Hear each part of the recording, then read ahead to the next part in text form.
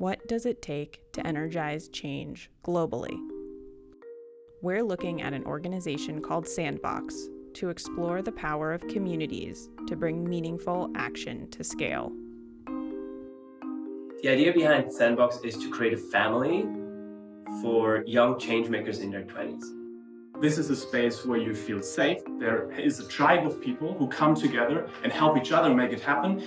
This kind of like collective, so much more powerful than any incubator that could help you with one program or two programs.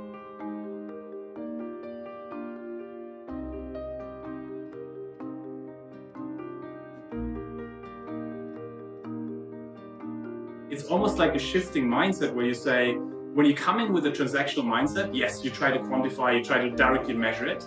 But when you think about how in a knowledge economy, how new startups, how the new world works, it's based on relationships. And I think if you can help facilitate these relationships, that's where the magic happens. We actually looked a lot at these different types of global organizations, right? Movements, religions, in terms of trying to understand what is it about them that allows them to be global. And I feel the one thing that was interesting to us was to say, if you try to create this from scratch, which usually happens over decades, centuries, what if you could do that within a couple of years, but based on like an interest or based on like similar passions?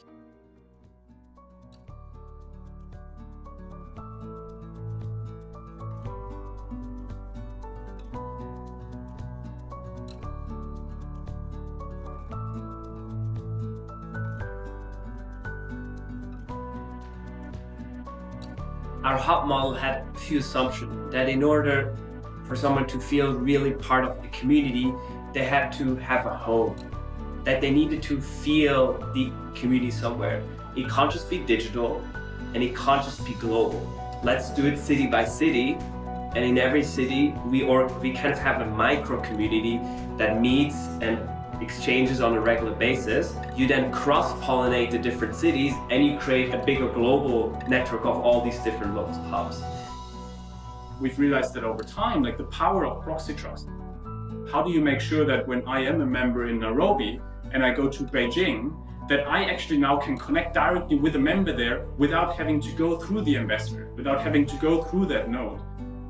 I could plug straight into an existing ecosystem where people knew how to get around, what to do, who are the right decision makers, how can I build things here. And so that allowed us both to have an intimacy and a feeling of intimacy, but also a feeling of reach.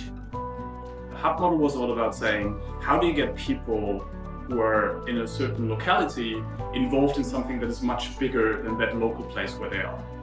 Is that a model that could really help communities grow and kind of, not just communities, all kinds of organizations grow?